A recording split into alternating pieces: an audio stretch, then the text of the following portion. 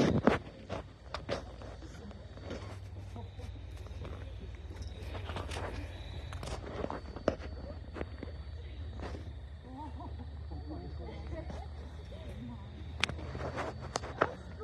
you say the funniest things. Yeah, I do. You certainly make Sleepy Hollow interesting. Yeah, that is so. More roast beef? 9. More pickling? Oh, 9. More buttermilk biscuits? More butter? More apple cider? More strudel? Oh. That's the third time the schoolmaster's gone back to the table. Fourth. I think he relishes the really relish. I will say one thing to you, Hollow. It has wonderful cooking. Except for me. Brutus, my hog, won't even eat what I cook. I never learned to cook. Ow. Oh, what's wrong, sister? Bad luck for sure. That's what we say in Sleepy Hollow when a sewing needle goes wrong. Nonsense. Keep in your mouth when the bad luck goes away. Wait until you hear the schoolmaster imitate Palmer's score of the song. He's so clever, so the schoolmaster. No. Someone might misunderstand. Justin Palmer through the song.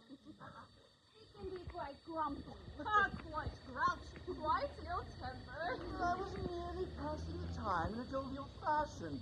I meant no harm. You never would. Well. Ichabod Crane is courteous itself. Polite as any man could be. Now, have you had enough to eat, schoolmaster? I could not eat anything more. It's plain you couldn't eat anything less. Are you sure it isn't something more that you relish? Well, schoolmaster, are we done with the ancient Greeks and Romans? Oh, you made them come alive, Ichabod. You're such a good storyteller. Thank you, but I thought I would read from a few chapters. History of New England Witchcraft. It is by my favorite author. My favorite author is no secret, I see. Its deed is a book about goblins and ghosts. However, I charge you, though, to not scoff at such things. Oh, we would never do that. After all, our graveyard has its own ghosts and goblins. It does. More than one? More than one, you say. My. I hear tell it's haunted by a spirit of a pirate. Ooh, that would be Captain Jordan. They say he sailed up the Hudson River to Sleepy Hollow And buried his stolen gold somewhere close to the graveyard and was never able to find it again. Pirates! My. And there's the woman in white. I've never seen her, but my grandmother said that she has. Woman in white. Oh, yes. The woman in white lost her way and froze in the snow. They say that you can hear her wail.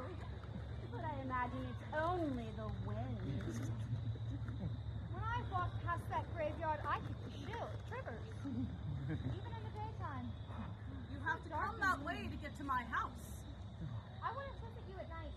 Oh, don't be silly, Aunt. No, it's true.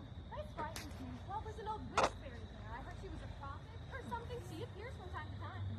You make it sound as if there was nobody there but restless spirits in that graveyard. You know, I must say, I had no idea that Sleepy Hollow was this haunted.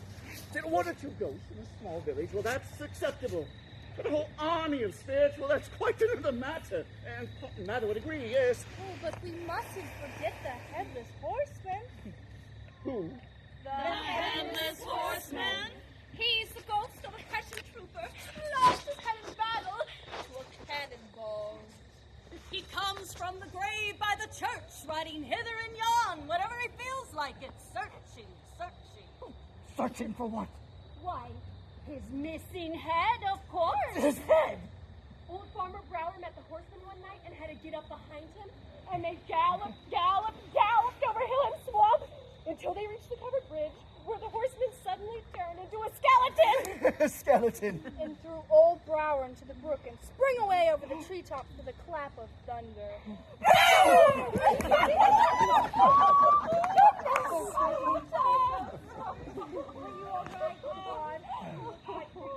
Yes, I must get some rest. Schoolmaster does need his sleep. I thought for a moment you were scared of our local ghost stories. Ichabod Well, never. But, ladies, I do want to thank you for a most charming evening, yes. Let me fix you a plate. You can take it with you. Oh, thank you, no. Good night, ladies. Nice.